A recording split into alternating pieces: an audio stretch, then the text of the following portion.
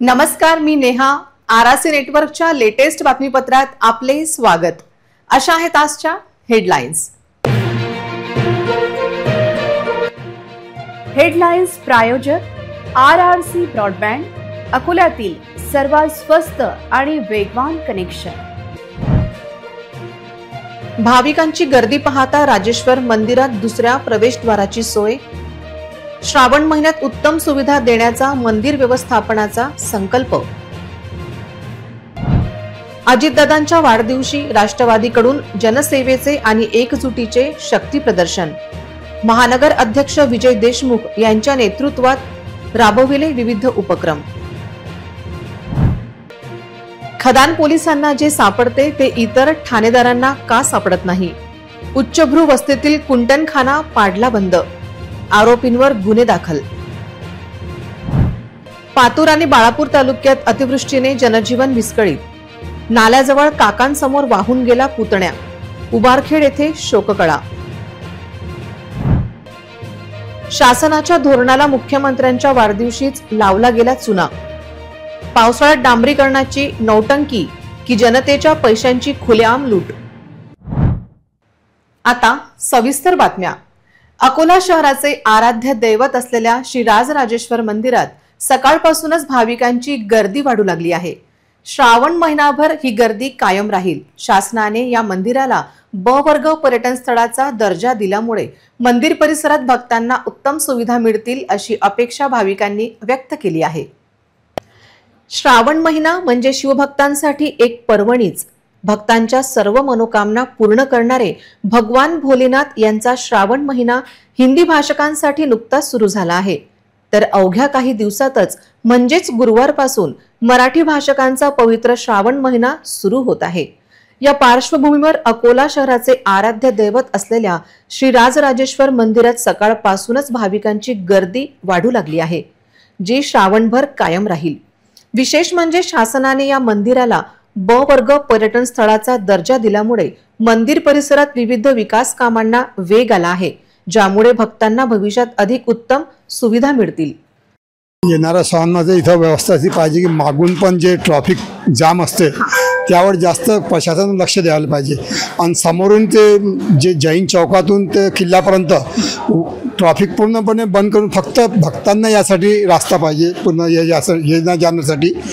आणि जे auto vehicle वगैरे जे येतात हे गर्दी करतात एकदमच जागेवर, त्यामुळे लोकांना खूप त्रास होते. तर प्रशासनाने याच्याकडे लक्ष देऊन हे कार्य करावं. आणि जे सुविधा आता होऊन राहिली हळूहळू जे त्याचा शासनाचा आम्ही धन्यवाद करतो की शासनानं यासाठी काही उपाययोजना केलेली आहे. आमचे मागचे जे आमदार होते त्यांनी पण खूप व्यवस्था केली, प्रयत्न केलेले होते. आणि आता सध्याचे जे आमदार ते पण प्रयत्न करतात, पण कुठे ना कुठे थोडे कमी पडतात. महिलांसाठी म्हणजे कसं काय जास्त गर्दी राहते, गोंधळ होतो. आणि पालख्याच एका दिवशी, सर्व एका दिवशी होते, त्यामुळे कसं वेगळी लाईन, लेडीज लाईन वेगळी आणि जेंट्स लाईन वेगळी. व्यवस्था जागजागी पाण्याची व्यवस्था. आपण एकाच ठिकाणी कुठे गर्दी केली, एकाच ठिकाणी भंडारा म्हटला की खूप गर्दी होते. की असं वेगवेगळ्या ठिकाणी असे स्टॉल सारखं की बा आपल्याला सुविधा झाली पाहिजे, लेडीज करता आपल्याला जागा मिळाली पाहिजे व्यवस्थित. आणि सगळं म्हणजे व्यवस्था आहे इथे. आणि अजून जसं भव्य असं वाढवलं, हे केलं ते केलं, लोकांनी प्रतिसाद दिला त्याला की अजून छान होणार ते आपलं मंदिर. आणि होणारच आहे. जे आपले दुकानं वगैरे लागतात ते साईडला का झाले पाहिजे व्यवस्थित. म्हणजे जाणं येणाऱ्यांची गर्दी, छोटे मुलं असतात दबतात, किसाकाची अशी झाली नाही पाहिजे गोंधळ. पोलिसांनी आपली व्यवस्था बरोबर दिली पाहिजे तिथे. असं सर्व झालं पाहिजे व्यवस्थित आहे ह्यांची व्यवस्था. पण अजून थोडीफार जास्त त्यांनी लक्ष केंद्रित करून महिलांकरता, लहान मुलांकरता किंवा एजेड जे लोक येतात त्यांच्याकरता चांगली व्यवस्था केली पाहिजे त्यांनी, त्यांचं पाहून. आणि दरवर्षीप्रमाणे जसं पालखीची अडचण होत होती, पण यंदा त्यांनी मागे जे हे केलेले मोकळं केलेले त्याच्यामुळे यंदा पालखीची अडचण आम्हाला दखल अशी घेतली, पण घेतली त्यांनी. हे मागे मोकळं झालं तर पुढेही मोकळं केलेलं त्यांनी यावर्षी. दरवर्षीप्रमाणे थोडं प्रोग्रेस आहे. अजूनही त्यांनी म्हणजे सिनियर सिटीजनला, लहान मुलांना, बाळाच्या आईंना ही वेगळी व्यवस्था केली पाहिजे त्यांनी. बाकी सगळं चांगलं आहे, सिस्टमॅटिक आहे सगळं. श्रावण महिना सुरू होताच सर्व शिवभक्तांमध्ये एक अभूतपूर्व उत्साह संचारतो. लहान मोठे शिवभक्त, गट, मंडळे सक्रिय होतात आणि हर हर महादेवच्या गजरात मंदिर परिसर दुमदुमून जातो. पहिल्या श्रावण सोमवारपासून ते शेवटच्या श्रावण सोमवारपर्यंत पालखी आणि कावडीद्वारे पवित्र जल आणून भगवान श्रीराजराजेश्वराचा जलाभिषेक करण्याची परंपरा येथे मोठ्या भक्तिभावाने पाळली जाते. शासनाने या मंदिराला ब वर्ग पर्यटन स्थळाचा दर्जा प्रदान केला आहे. मंदिर परिसरातील मुख्य रस्त्यावर नेहमीच वाहतूक कोंडींची समस्या असते, ज्यामुळे भाविकांना त्रास होतो. यावर तातडीने उपाययोजना करावी अशी अपेक्षा काही भाविकांनी या निमित्ताने व्यक्त केली आहे. पुढील वर्षापर्यंत मंदिर परिसरात बरेच सकारात्मक बदल झालेले दिसतील. दर्शनासाठी येणाऱ्या प्रत्येक भक्ताला कोणतीही गैरसोय होऊ नये आणि त्यांना विशेष सुविधा मिळाव्यात यासाठी आम्ही सर्वतोपरी प्रयत्न करत आहोत, असे मंदिर व्यवस्थापनाचे म्हणणे आहे. आपल्या राजराजेश्वर मंदिराला सध्या राज्य सरकारने ब वर्ग जाहीर केला आहे, तीर्थक्षेत्र ब वर्ग म्हणून जाहीर केला आहे. पण काय वाटतं तुम्हाला, सरकारने या आपल्या अकोल्याचं आराध्य दैवत आहे राजराजेश्वर मंदिर, तिथे काय सुविधा करायला पाहिजे आणि कसं लक्ष द्यायला पाहिजे? मॅडम, आजपर्यंत कोणत्या सरकारने इथं काहीच आलेले पण नाही आणि भाजप सरकारने इथं ब दर्जा याला जाहीर केला तीर्थक्षेत्र म्हणून आणि 50 कोटीचा निधी हा मुख्यमंत्री देवेंद्र फडणवीस यांनी जाहीर केला. आणि हे पूर्ण जे परिश्रम घेतले आमचे जे आमदार आहेत रणधीरभाऊ सावरकर यांनी हे पूर्ण परिश्रम घेतले आणि हा निधी तिथनं आणला. आणि आता हे जे यांचं जो पुढची प्रक्रिया आहे तर टप्प्याटप्प्याने हे पूर्ण यांचं जीर्णोद्धार वगैरे आणि जे मंदिर आहे हे पूर्ण आमचं असं म्हणणं आहे की हे दगडी स्वरूपात आणि जे प्राचीन मंदिर असतात तशा स्वरूपाचं हे बांधलं गेलेलं पाहिजे. ते इथं हे रस्त्याचे म्हणजे एकदम कंजेस्टेड आहे आणि भाविक लोकांची इतकी श्रद्धा आहे की इथं गर्दी भरपूर प्रमाणात होते आणि त्या हिशोबाने आता हे पोलीस यंत्रणा आहे यांनी लक्ष देऊन एक तर ट्रॅफिक दुसरीकडून वळवायला पाहिजे आणि म्हणजे विशेष म्हणजे पार्किंगचा खूप प्रॉब्लेम आहे. तर आमची जी डिमांड आहे की बा जे पोलीस स्टेशन आहे हे दुसरीकडे जर नेऊन आणि तितकी जी जागा फक्त नेहमीसाठी पार्किंगला जर दिली तर ते खूप सोयीचं होईल. संस्था म्हणून तर ते भक्तांना त्या ठिकाणी त्यांच्या पायांना रुतणार नाही याची व्यवस्था, त्या ठिकाणी एक चटया टाकण्याची आपण व्यवस्था करू. कलेक्टर साहेब, SP साहेब आणि आयुक्त साहेब यांनी 2 वेळा मंदिराची पाहणी केली. 4थ्या श्रावण सोमवारी ज्या पालख्या निघतात मोठ्या प्रमाणात त्या पालखी इकडनं समोरून जाऊन पाठीमागून टाकावी अशी त्यांची इच्छा आहे. परंतु एकदा शिवभक्त मंडळ सगळे आणि यांचे कलेक्टर साहेबांची एकदा मीटिंग झाल्यावर त्याचं अंतिम स्वरूप ठरवण्यात येईल. भक्तांना जेवढ्या व्यवस्था ज्या बेसिक व्यवस्था आहे त्या देण्याचा संस्था पूर्णपणे प्रयत्न करीत आहे. अगदी दरवाजेच्या समोरच आपल्याला नळ दिसतात आहे, त्या नळावर पाय धुतल्यानंतर त्यांना समोर आल्यानंतर मंदिरात येतील. मंदिरात लोट्यांची व्यवस्था आहे. आपल्याला माहिती आहे शिवमंदिर असल्यामुळे स्वाभाविकच इथं जलाभिषेकाचं विशेष महत्त्व आहे. तर संस्थेच्या वतीने त्या ठिकाणी लोटे ठेवलेले आहेत तांब्याचे. त्या ठिकाणी भक्त जल यांना राजेश्वर महाराजांना अर्पित करतात. त्याच्यानंतर बाजूला गणपती मंदिर, देवी मंदिर या ठिकाणचे दर्शनं घेऊन दर सोमवारी या ठिकाणी महाप्रसादाची व्यवस्था आहे. भक्तांना या 4 श्रावण सोमवारी उपवास असल्यामुळे किमान 2000 लोकांच्या उसळीची व्यवस्था दर सोमवारी या ठिकाणी केलेली आहे. आता आपण धार्मिक वेळा तुमचे चॅनल त्यांना साथ देता, तुम्ही ते बातम्या देता आणि त्याचा प्रयत्न चालू आहे आणि याच्या पुढे चालूच राहणार आहे. आणि सध्या आपलं आतापर्यंत एवढं झालं नव्हतं, यावेळी खूप झालेलं आहे.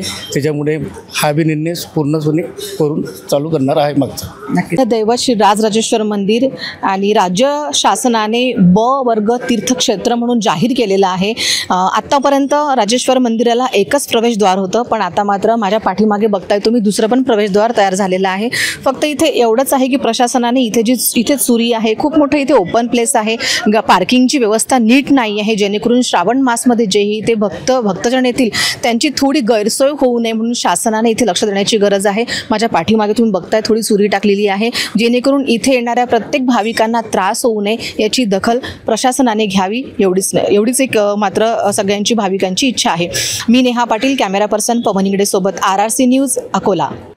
राज्याचे उपमुख्यमंत्री आणि राष्ट्रवादी काँग्रेस पक्षाचे राष्ट्रीय अध्यक्ष अजितदादा पवार यांच्या वाढदिवसानिमित्त अकोला महानगर राष्ट्रवादी काँग्रेस पार्टीचे विविध सामाजिक उपक्रम राबवून अभूतपूर्व उत्साहात वाढदिवस साजरा केला गेला. हा केवळ वाढदिवस नसून पक्षाच्या जनसेवेच्या बांधिलकीचे आणि एकजुटीचे भव्य शक्ती प्रदर्शन या निमित्त दिसून आले. अकोला महानगर राष्ट्रवादी काँग्रेसचे अध्यक्ष विजय देशमुख यांच्या हस्ते महानगर कार्यालयात केक कापून अजितदादा यांच्या वाढदिवसाच्या सोहळ्याचा प्रारंभ करण्यात आला। विजय देशमुख यांच्याच मार्गदर्शनाखाली राष्ट्रवादी युवक काँग्रेसचे अकोला महानगर अध्यक्ष अजय मते यांनी पक्षाच्या आणि दादांच्या विचारांचे प्रतिबिंब म्हणून महत्त्वपूर्ण उपक्रम राबवले। अकोल्याचे आराध्य दैवत श्री राजराजेश्वर मंदिर येथे जलाभिषेक करून धार्मिक सलोख्याचा संदेश देण्यात आला, तर प्रसिद्ध बाबा शाह जुल्फिकार दरगाह येथे फुलांची चादर अर्पण करत सर्वधर्म समभावाची भावना दृढ करण्यात आली। याशिवाय गंगानगर येथे वृक्षारोपण करून पर्यावरणाच्या रक्षणाचा संदेश दिला गेला। निवड शेतकऱ्यांच्या मदतीचा हात पुढे केला गेला। या प्रसंगी गौतम गवई, माजी नगरसेवक मनोज गायकवाड, संतोष डाबेराव, नितीन झापर्डे, अब्दुल रहीम पेंटर, अफजल कुरेशी, बुडन गाडेकर, अशोक परडीकर तसेच महिला आघाडीच्या अध्यक्षा मंदाताई देशमुख, सुषमाताई निचड, अश्विनीताई यादमराडे, सुनीता सावडे यांच्यासह राजेश नेरकर, मुन्ना ठाकूर पैलवान, अब्दुल नईम, रवी गीते, नितीश क्षीरसागर, मोहम्मद फिरोज, अविनाश इंगडे, मंगेश इंगडे, अजय कांबळे, गौरव चव्हाण, यश तायडे, रोहित डोंगरे, मुस्ताक भाई, प्रकाश खंडारे, मंगेश चोपडे, ताज आदी पदाधिकारी आणि असंख्य कार्यकर्त्यांनी मोठ्या संख्येने उपस्थित राहून दादांवरील आपली निष्ठा आणि पक्षाची ताकद दाखवून दिली। हा वाढदिवस केवळ एक सोहळा नव्हता, तर अकोला राष्ट्रवादी काँग्रेसच्या माध्यमातून अजितदादा पवार यांच्या नेतृत्वाखाली सामाजिक सलोखा, पर्यावरण संवर्धन आणि लोककल्याणासाठी असलेल्या अटल वचनबद्धतेची ग्वाही या निमित्त दिल्या गेली। सोमवारी रात्री खदान पोलीस स्टेशन हद्दीतील गौरक्षण मार्गालगत असलेल्या कीर्तीनगरात एका घरात देहविक्री सुरू असल्याची खात्रीलायक माहिती पोलिसांना मिळाली। त्यावरून सदर ठिकाणी धाड टाकून यावेळी 5 महिला व 5 पुरुषांना रंगेहात पकडण्यात आले। या कारवाईमुळे सदर परिसरात एकच खळबळ उडाली आहे। शहराच्या गौरक्षण रोडवरील कीर्तीनगर सारख्या प्रतिष्ठित वसाहतीत सुरू असलेल्या देहव्यसनाच्या मुद्द्याचा अखेर भांडाफोड झाला आहे। पोलिसांनी सापळा रचून थेट धाड टाकली आणि काहींना रंगेहात पकडले। या कारवाईत 3 महिलांची सुटका करण्यात आली आहे। शहरातील उच्चभ्रू वसाहतीमध्ये हे गलिच्छ कृत्य सुरू असल्याने नागरिकांमध्ये संतापाची लाट पसरली आहे। सोशल मीडियावरून ग्राहकांना जाळ्यात ओढले जात असल्याचा धक्कादायक खुलासा झाला आहे। अकोला शहरातील अतिशय उच्चभ्रू परिसर म्हणून गौरक्षण मार्गाजवळील कीर्तीनगर ओळखला जातो। त्या ठिकाणी एका महिलेच्या घरात देहविक्री करण्याचा व्यवसाय सुरू होता। याबाबतची खात्रीलायक माहिती खदान पोलिसांना मिळाली। त्यावरून खातरजमा करत पोलिसांनी कीर्तीनगरात जाऊन धाड टाकली। यावेळी 5 महिला आणि 5 पुरुषांना रंगेहात पकडण्याची कारवाई केली। पोलीस स्टेशन खदान हद्दीमध्ये एका परिसरामध्ये कुंटणखाना सुरू आहे अशी आम्हाला माहिती मिळाली। त्या माहितीवरून जिल्हा पोलीस अधीक्षक आदरणीय Archit Chandak sir, upper police अधीक्षक आदरणीय Reddy sir, SDPO Shri Kulkarni sir यांच्या मार्गदर्शनाखाली आम्ही त्या ठिकाणी त्या कुंटणखान्याच्या ठिकाणी रेड केली असता आम्हाला जी माहिती मिळाली होती त्यानुसार त्या ठिकाणी 2 महिला व 1 पुरुष त्या ठिकाणी स्वतःच्या आर्थिक फायद्याकरता ग्राहकांना बोलून त्या ठिकाणी आणि काही महिला त्यांना त्या ठिकाणी बोलून तिथे कुंटणखाना चालवत होते। अशा माहितीवरून आम्ही तिथे पंटर पाठवला। पंटरने आम्हाला इशारा केला। त्या इशाऱ्याप्रमाणे आम्ही तिथे रेड केली असता आम्हाला त्या ठिकाणी मिळून आले। हा देह विक्री करण्याचा व्यवसाय सुरू असल्याने या परिसरातील नागरिक प्रचंड त्रस्त झाले होते। तसेच याबाबतची माहिती देखील खदान पोलिसांना लागली होती। यावेळी पोलिसांनी महिला अधिकारी व पोलीस कर्मचाऱ्यांना सोबत घेऊन सदर ठिकाणी सापळा रचून कारवाई केली। त्याचवेळी ग्रामीण भागातील 1 तर शहरातील 4 पुरुष ग्राहकांना पकडण्यात आले। तसेच 5 महिलांना सुद्धा पोलिसांनी त्यावेळी ताब्यात घेतले। या प्रकरणी रात्री उशिरापर्यंत खदान पोलीस स्टेशन येथे गुन्हा दाखल करण्याची प्रक्रिया सुरू होती।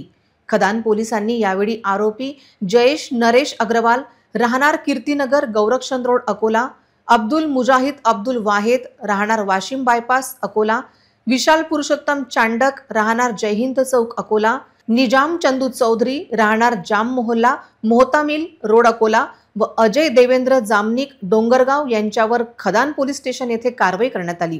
एकूण 3 लाखांचा मुद्देमाल पोलिसांनी जप्त केला। आरोपी सोशल मीडियाचा वापर करून ग्राहकांशी संपर्क साधत होते।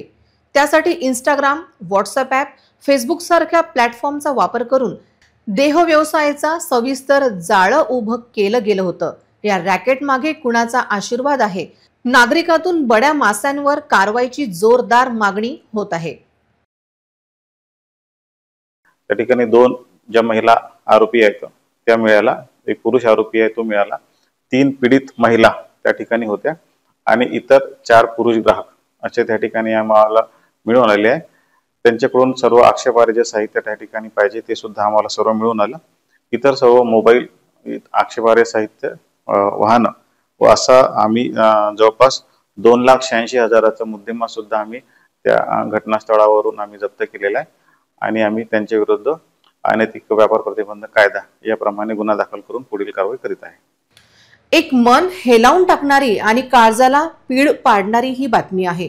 आपल्या शेतातील पिकांचे रक्षण करण्यासाठी गेलेल्या एका 17 वर्षाच्या मुलाला पुराच्या पाण्याने असे काही हिरावून घेतले की संपूर्ण उबारखेड गावावर शोककळा पसरली आहे. काका मिलिंद नामदेव गवारगुरू यांच्या समोरच हा धक्कादायक प्रकार घडला.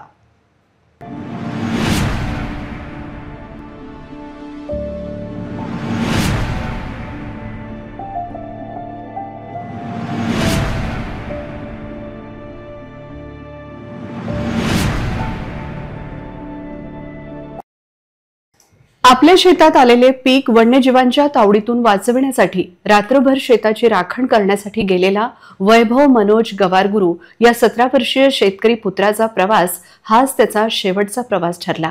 याची कल्पनाही कुणी केली नसेल. काळजाचा ठोका चुकवणारी ही घटना रात्री घडली. रात्री उशिरा 17 वर्षीय वैभव गवारगुरू हा आपल्या काकासोबत शेतात हरिण आणि रोही हाकण्यासाठी मोटरसायकलने गेला होता. पिकाला वाचवण्याची धडपड त्याच्या मनात होती. परतीच्या प्रवासात नियतीने त्याच्यासाठी वेगळाच घात रचला होता.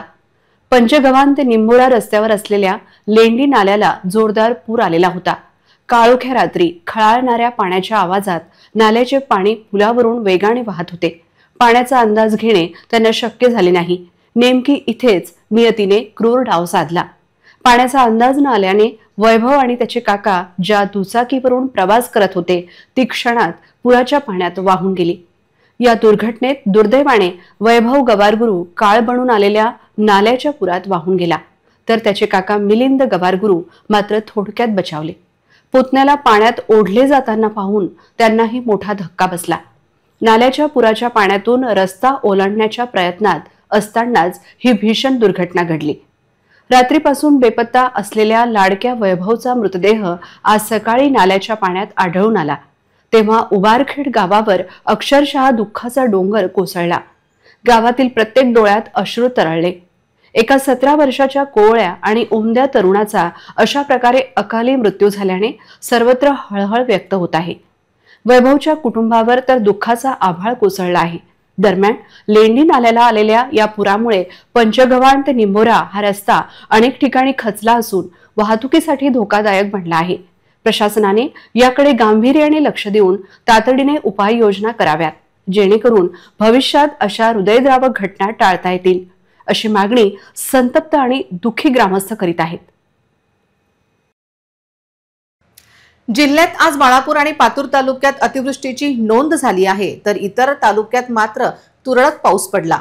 अतिवृष्टी झाली असताना त्याविषयीची कुठलीही पूर्वसूचना ना हवामान विभागाने दिली, नाही आपत्ती व्यवस्थापन विभागाने दिली, ना याविषयी जनतेला अवगत केले.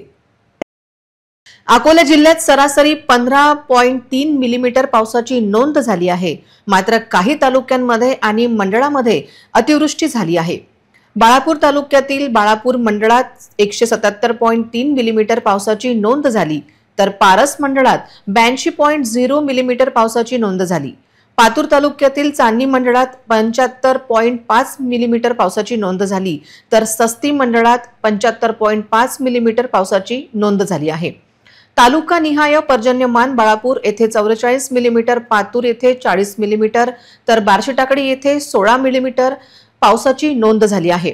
जिल्ह्याच्या काही भागात पावसाने थैमान घातले असताना अकोला शहरासह अनेक भागात मात्र पावसाचा थेंबही पडलेला नसल्याची स्थिती आहे.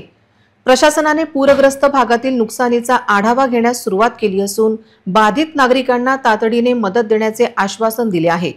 पातूर आणि बाळापूर तालुक्यात झालेली अतिवृष्टी पाहता त्याविषयीची पूर्वसूचना हवामान खात्याने जिल्हा प्रशासनाने किंवा आपत्ती व्यवस्थापन विभागाने जनतेला देण्याची गरज होती, पण या सर्व विभागाचे अपयश अधोरेखित होत असून समन्वयाच्या अभावाने सामान्य जनतेला मात्र अंधारात ठेवले जात आहे। त्यामुळे आपत्तीची तीव्रता वाढत असून जनतेचे मोठे नुकसान अशा प्रसंगी होते। इतरही घडामोडींचा आपण आढावा घेणार आहोत, मात्र छोट्याशा विश्रांतीनंतर। अब इंटरनेट महंगा नहीं, सस्ता भी और फास्ट भी, बस 8 रुपए प्रतिदिन में। इतना फास्ट इंटरनेट, हाँ, सिर्फ 8 रुपए प्रतिदिन में। पाइए 20 MBPS स्पीड वाला अनलिमिटेड इंटरनेट, बिना डेटा लिमिट और बिना रुकावट। स्ट्रीमिंग, गेमिंग, डाउनलोडिंग, सब कुछ अब बिना रुके। 20 MBPS अनलिमिटेड इंटरनेट आजमाइए अभी। आज ही कॉल करें हमें और जुड़ जाइए फास्टेट नेटवर्क से। RRC network private limited internet अब सबका हक है, फास्ट और सस्ता अनलिमिटेड। विश्रांतीनंतर पुन्हा एकदा तुम्हा सर्वांचे हार्दिक स्वागत।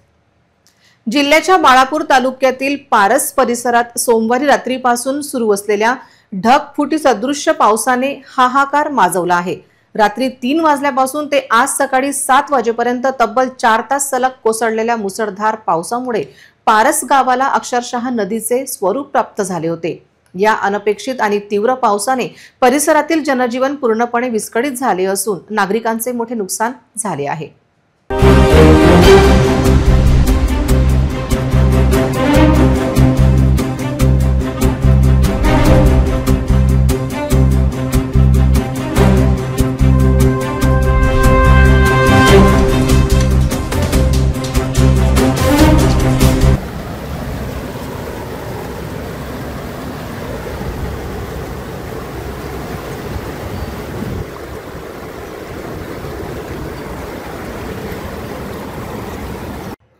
पारस आणि आजूबाजूच्या 5 ते 6 गावांमध्ये ढगफुटीदृश्य पाऊस झाला।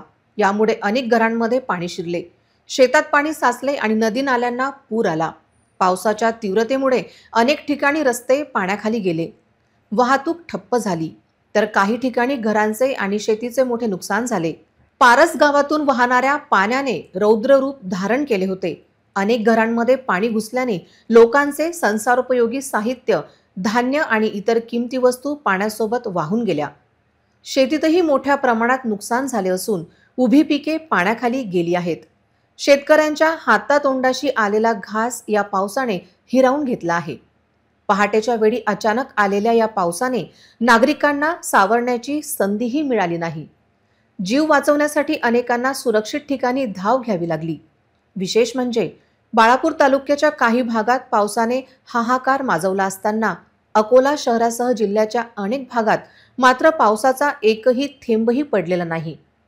जिल्ह्याच्या हवामानातील ही असमानता लक्ष वेधून घेणारी आहे। स्थानिक प्रशासनाने नुकसानीचा अंदाज घेण्यासाठी पाहणी सुरू केली आहे। मदत आणि बचाव कार्याची तयारी सुरू करण्यात आली असून बाधित नागरिकांना तात्काळ मदत देण्याचे आवाहन करण्यात आले आहे। या ढगफुटी सदृश्य पावसामुळे झालेल्या नुकसानीमुळे पारस आणि आसपासच्या गावांमध्ये चिंतेचे वातावरण आहे। मंगरुळपीर तालुक्यातील कंझरा शेलू बाजार परिसरात आज ढगफुटी सदृश्य मुसळधार पावसाने अक्षरशः थैमान घातले आहे। या अकाली आणि प्रचंड पावसामुळे शेकडो हेक्टर क्षेत्रातील शेती खरडून गेली असून शेतातील उभे पीक पूर्णपणे वाहून गेले आहे। वाशिम जिल्ह्यातील कंझरा शेलू बाजार भागात आज सकाळी जोरदार पाऊस बरसला। या मुसळधार पावसामुळे नदी नाले दुथडी भरून वाहू लागले असून अनेक शेतातील पिके पाण्याखाली गेली आहेत। फळबागांनाही या पुराच्या पाण्याचा मोठा फटका बसला असून यामध्येही शेतकऱ्यांचे मोठे नुकसान झाले आहे। पुरामुळे कंझरा ते पिंपरी खुर्द गावाचा संपर्क तुटला असून गावकऱ्यांना पुराच्या विळख्यातून बाहेर काढण्यासाठी तत्काळ मदतीची गरज निर्माण झाली आहे। या झालेल्या नुकसानीचे शासनाने तातडीने पंचनामे करून नुकसान भरपाई द्यावी अशी आर्त मागणी शेतकरी करीत आहेत। अनेक शेतकऱ्यांच्या फळबागा पाण्याखाली गेल्याने त्यांचे मोठे आर्थिक नुकसान झाले आहे। त्यामुळे प्रशासनाने तत्काळ या नुकसानीचे पंचनामे करून शेतकऱ्यांना तातडीने नुकसान भरपाई द्यावी अशी मागणी जोर धरू लागली आहे। महिला उद्योजकतेला बळ देण्यासाठी गेली 7 वर्षापासून कार्यरत असलेल्या नारी शक्ती उमंग ग्रुपने अकोल्यात आयोजित केलेल्या भव्य प्रदर्शनी आणि विक्री मेळाव्याला अकोलेकरांकडून भरभरून प्रतिसाद मिळत आहे। सोमवारी जानोरकर मंगल कार्यालयात सुरू झालेले हे प्रदर्शन 23 जुलैपर्यंत चालणार असून महिलांच्या कला आणि कौशल्याचे अनोखे दर्शन घडवत आहे. अंजली उपाध्याय आणि मोनिका राठी यासारख्या समर्पित महिलांनी पुढाकार घेत सुरू केलेली ही संकल्पना महिला उद्योजकांना एक हक्काचे व्यासपीठ मिळवून देत आहे. त्यांच्या अथक प्रयत्नांमुळेच हे प्रदर्शन सातत्याने यशस्वी होत आहे. या प्रदर्शनीचे उद्घाटन अकोला जिल्ह्यातील अनेक नामवंत आणि कर्तृत्ववान महिलांच्या हस्ते मोठ्या उत्साहात पार पडले. यावेळी मारवाडी महिला मंडळाच्या अध्यक्षा अनिता उपाध्याय, आंचल प्रमुख सुनीता खंडेलवाल तसेच भाग्यश्री मापारी, माजी नगरसेविका शारदाताई ढोरे, पूजा पंकज गावंडे आणि प्रसिद्ध निवेदिका पल्लवी डोंगरे यांची प्रमुख उपस्थिती होती. सर्व मान्यवरांनी प्रदर्शनातील स्टॉलधारकांच्या उद्योजकतेचे कौतुक केले आणि त्यांना पुढील यशस्वी वाटचालीसाठी शुभेच्छा दिल्या. या 3 दिवसीय प्रदर्शनात विविध प्रकारच्या वस्तूंचे स्टॉल्स लावण्यात आले आहेत. यामध्ये आकर्षक ज्वेलरी, पारंपरिक आणि आधुनिक साड्या, विविध प्रकारचे ड्रेस मटेरियल, पूजेचे साहित्य, सौंदर्य प्रसाधने अर्थात कॉस्मेटिक्स, चविष्ट खाद्यपदार्थ आणि गृह सजावटीच्या वस्तूंचा समावेश आहे. अकोलेकरांना एकाच छताखाली विविध प्रकारच्या वस्तू खरेदी करण्याची अनोखी संधी मिळाली आहे. मारवाडी महिला मंडळाच्या अध्यक्षा आणि आयोजिका अंजली उपाध्याय आणि मारवाडी महिला मंडळाच्या सचिव मोनिका राठी यांनी अकोल्यातील जास्तीत जास्त नागरिकांना या प्रदर्शनीला भेट देऊन महिला उद्योजकांना प्रोत्साहन देण्याचे आवाहन केले आहे. मैं अंजलि उपाध्याय, अध्यक्ष हूँ उमंग ग्रुप की. हमने 3 दिन का स्टॉल प्रदर्शनी आयोजन की है जानोरकर मंगल कार्यालय में. सभी से नम्र विनंती है कि स्टॉलदारों को पे विजिट दें और सभी से खरीदी करें. सभी महिलाओं को घरगुतियों का सामान भी उपलब्ध करा है. धन्यवाद. उमंग ग्रुप से मोनिका राठी. मैं ये अनुरोध करती हूँ सबसे कि जानोरकर मंगल कार्यालय में 3 दिन का एग्जीबिशन लगा है, जिसमें भगवान की पूजा का सामान, कुर्ती, ड्रेसेस, साड़ियाँ, ज्वेलरी सभी के स्टॉल लगे हुए हैं. तो मैं सभी अकोलाकरी को निवेदन करती हूँ कि वो यहाँ पर विजिट जरूर से दे और इन सभी स्टॉल धारकों का उत्साह बढ़ाए. कार्यक्रमाचे सुंदर सूत्रसंचालन अंजली उपाध्याय यांनी केले. तसेच त्यांनी उपस्थित मान्यवरांचे आभारही मानले. हे प्रदर्शन आज 22 जुलै रोजी आणि उद्या 23 जुलै रोजी जानोरकर मंगल कार्यालय येथे सकाळी 10 ते रात्री 8 वाजेपर्यंत खुले राहणार आहे. त्यामुळे अकोलावासियांना या प्रदर्शनीचा लाभ घेण्यासाठी अजूनही पुरेसा वेळ आहे. सर्वप्रथम मी यांचे खूप आभार मानते की आमच्या महिलांसाठी त्यांनी एवढं सुंदर व्यासपीठ इथं आम्हाला उपलब्ध करून दिलं. त्याबद्दल मी त्यांची खूप आभारी आहे आणि आवाहन करते अकोल्यातील सर्व महिलांनी इथे जे हे विविधतेने नटलेलं जे आहे मंगल कार्यालय, एकदा त्याला नक्कीच व्हिजिट द्यावी.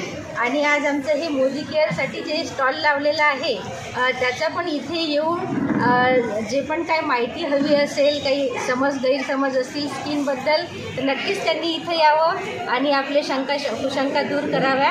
आणि धन्यवाद. उमंग महिला ग्रुपचं मी फार आभार व्यक्त करतो, कारण की दरवर्षी हे प्रदर्शन आयोजित करून आमच्या दिव्यांगांना तर मदत करतात, त्याचबरोबर महिला ग्रुप जे आहेत अकोल्यातील ज्या महिला व्यावसायिक आहेत त्यांना एक व्यासपीठ देण्याचं मोठं कार्य केलेलं आहे. मी सर्वांना आवाहन करतो की आपण 21 ते 23 जुलै या दरम्यान जानोरकर मंगल कार्यालय इथं यावं आणि या प्रदर्शनाला व्हिजिट करावं आणि या सर्वांचा उत्सव वाढवावा. जानोरकर मंगल कार्यालय सकाळी 10 ते रात्री 8 वाजेपर्यंत आपल्या सर्वांचं स्वागत आहे. आणि सिटी न्यूज अकोलाचा मी विशेष आभार व्यक्त करतो, कारण की दिव्यांग सोशल फाउंडेशनला आपल्या समाजासमोर स्थापित करण्यासाठी फार महत्त्वाचं योगदान आपण देत आहात. मी प्रतिमा अंधारे देशमुख खामगावरून आलेली आहे. मला मोनिका राठी मॅडमनी एक्झिबिशनबद्दल सांगितलं, त्यामुळे मी तिकडनं इकडे आली. आज तिकडे माझे 2 दिवसाचे बुक झालेले होते स्टॉल एक्झिबिशनमध्ये, पण मी तिकडचा कॅन्सल करून इकडे आली अकोल्याला खामगावरून. आणि मी सर्वांना सांगू इच्छिते की सर्वांनी जानोरकर मंगल कार्यालयामध्ये एक्झिबिशनला यावं आणि व्हिजिट करून खूप छान रिस्पॉन्स मिळालेला आहे इथे सर्वांना. आणि सेलिंगसाठी पण खूप छान आयटम ठेवलेले आहेत सर्व प्रकारचे. त्यांनी सर्वांनी लाभ घ्यावा याचा आणि यावं. माझे पण प्रॉडक्ट याचे ऑर्गॅनिक होममेड प्रॉडक्ट आहेत माझे सर्व, ब्युटी, स्किन आणि हेअर केअर. आणि याला पण व्हिजिट द्यावी, एकदा माझे प्रॉडक्ट वापरून बघावे अशी मी सर्वांना विनंती करते. मी रोहित PNG तर्फे इथे आपण एक स्टॉल लावलेला आहे. सिल्वर स्टाईल ज्वेलरीचा स्टॉल आपण आज इथे स्थापन केलेला आहे सध्या. हा जो हे प्रदर्शनी आहे एक्झिबिशन 3 दिवसापर्यंत चालेल. तर आपल्याकडे 3 दिवसापर्यंत हा स्टॉल इथे अवेलेबल राहील. आपल्याकडे सिल्वर ज्वेलरीज किंवा याच्यामध्ये गिफ्ट आर्टिकल्स आणि सध्या राख्या पण त्याच्यामध्ये अवेलेबल झाल्या. तर आता सध्या रक्षाबंधन पण येत आहे, त्यामुळे एकदा रक्षाबंधनच्या हिशोबाने त्या राख्या पण तुम्ही बघा आणि आपल्या त्या ज्वेलरीज पण एकदा इथे येऊन बघा. त्यामध्येच तुम्हाला त्या ज्वेलरीज तुम्हाला फार वेअर करण्यासाठी सुंदर त्याच्यामध्ये ज्वेलरीज आहे, ते आपण तुम्ही एकदा बघू शकता, घालू शकता आणि तसं एकदम कमी दरात तुम्हाला इथे मिळून जाईल. माझं नाव शीतल संदीप हिंगे. माझं श्री भगवती साडी कलेक्शन शास्त्रीनगर ट्युशन एरियात शॉप आहे आणि इथे अंजली उपाध्याय ताई नेहमी दरवर्षी ऑर्गनाईज करतात. त्या खूप छान ऑर्गनाईज करतात, त्यांचं मॅनेजमेंट खूप छान आहे. आणि माझ्या भगवती साडी कलेक्शनचं जर सांगायचं झालं तर माझ्याकडे सगळ्या प्रकारच्या साड्या तुम्हाला अगदी रिजनेबल आणि वाजवी भावात मिळतात. पूर्ण वर्षभर अगदी डिस्काउंट ऑफरमध्ये असते आणि क्वालिटी पण खूप बेस्ट आहे. धन्यवाद. उमंग ग्रुपद्वारे आयोजित केलेल्या एक्झिबिशनमध्ये मी इको फ्रेंडली स्टॉल लावलेला आहे. त्याच्यामध्ये HDP ग्रीन ग्रो बॅग हा आपल्याला कन्सेप्ट माहिती आहे. त्याच्यामध्ये आपण विविध प्रकारची झाडं आणि भाजीपाला डेव्हलप करू शकतो आणि ग्रीन बॅग ह्या झाडांसाठी अतिशय उपयुक्त आहे. तर सर्वांनी याचा लाभ घ्यावा आणि याच्यात आपापले मॅक्झिमम झाडं आणि भाजीपाला ग्रो बॅगमध्ये डेव्हलप करावे. आपल्या टेरेस गार्डनमध्ये, बाल्कनी गार्डनमध्ये. इतरही घडामोडींचा आपण आढावा घेणार आहोत मात्र छोट्याशा विश्रांतीनंतर. अब इंटरनेट महंगा नहीं, सस्ता भी और फास्ट भी, बस 8 रुपए प्रतिदिन में. इतना फास्ट इंटरनेट, हाँ सिर्फ 8 रुपए प्रतिदिन में. पाइए 20 Mbps स्पीड वाला अनलिमिटेड इंटरनेट, बिना डेटा लिमिट और बिना रुकावट. स्ट्रीमिंग, गेमिंग, डाउनलोडिंग सब कुछ अब बिना रुके. 20 Mbps अनलिमिटेड इंटरनेट आजमाइए अभी. आज ही कॉल करें हमें और जुड़ जाइए फास्टेट नेटवर्क से. RRC network private limited. Internet अब सबका हक है, फास्ट और सस्ता अनलिमिटेड. विश्रांतीनंतर पुन्हा एकदा तुम्हा सर्वांचे हार्दिक स्वागत. वाशिम जिल्ह्यातील वाढलेल्या घरफोडीच्या घटनांना आळा घालण्यासाठी वाशिम स्थानिक गुन्हे शाखा आणि रिसोड पोलिसांनी संयुक्तपणे तपास करत मोठी कारवाई केली आहे. या कारवाईत जिल्ह्यातील विविध ठिकाणी झालेल्या 10 घरफोडीचे गुन्हे उघडकीस आणण्यात पोलिसांना यश आले आहे. या प्रकरणी 2 आरोपींना अटक करण्यात आली असून त्यांच्याकडून तब्बल 10 लाखांचा मुद्देमाल जप्त करण्यात आला आहे. रिसोड पोलीस स्टेशन अंतर्गत मोप येथील राजेश बलकार त्यांच्या फिर्यादीवरून 1 मार्च रोजी एक घरफोडीचा गुन्हा दाखल करण्यात आला होता. या प्रकरणाच्या सखोल तपासादरम्यान पोलिसांनी बुलढाणा जिल्ह्यातील बीबी येथील प्रभुराज पवार आणि वाशिम जिल्ह्यातील जामरुण नावजी येथील शामराव पवार यांना ताब्यात घेतले. दोघांची कसून चौकशी केली असता त्यांनी वाशिम जिल्ह्यातील विविध ठिकाणी केलेल्या 10 घरफोड्यांची कबुली दिली. हे आरोपी आणखी काही घरफोडींच्या गुन्ह्यांमध्ये सहभागी आहेत का याचा तपास पोलीस सध्या करीत आहेत. वाशिम स्थानिक गुन्हे शाखा आणि रिसोड पोलिसांनी केलेल्या या संयुक्त कारवाईमुळे घरफोडी करणाऱ्यांना मोठा धक्का बसला आहे. अकोट नगरपालिकेने सोमवारपासून अतिक्रमण हटाव मोहीम सुरू केली. पहिल्याच दिवशी मोठ्या प्रमाणात अतिक्रमण हटवण्यात आल्याने शहरातील प्रमुख मार्गांनी मोकळा श्वास घेतला.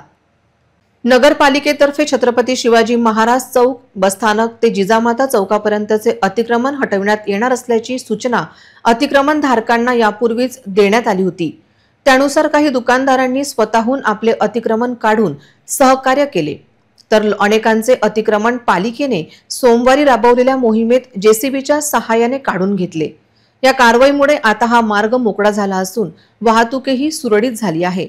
पालिकेच्या या धडक कारवाईचे शहरवासियांनी स्वागत केले असून शहराच्या इतर भागातील अतिक्रमण सुद्धा काढण्यात यावे अशी मागणी आता जोर धरू लागली आहे. अकोट शहरातील मुख्य मार्गावरील वाहतूक कोंडींची समस्या दिवसेंदिवस गंभीर होत चालली होती. छत्रपती शिवाजी महाराज चौकापासून बसस्थानक मार्गे जिजामाता चौकापर्यंतचा हा प्रशस्त मार्ग मोठ्या प्रमाणात झालेल्या अतिक्रमणामुळे अक्षरशः कोंडला होता. मात्र अतिक्रमण काढल्याने मोकळा श्वास अकोटवासियांनी घेतला. आज सकाळीच पाऊस आला. नियमानुसार पावसाळ्यात डांबरीकरणास बंदी आहे. रणपिसे नगर चौक ते GMD मार्केट रोडवरचे डांबरीकरणास कोणी विशेष मान्यता कोणी दिली अशी विचारणा होत आहे. मुख्यमंत्र्यांच्या वाढदिवशी अशा प्रकारे शासनाच्या धोरणांना चुना लावणाऱ्यांना कंत्राटदारांना सरकार ब्लॅकलिस्टेड करेल काय असा प्रश्न उपस्थित होतो.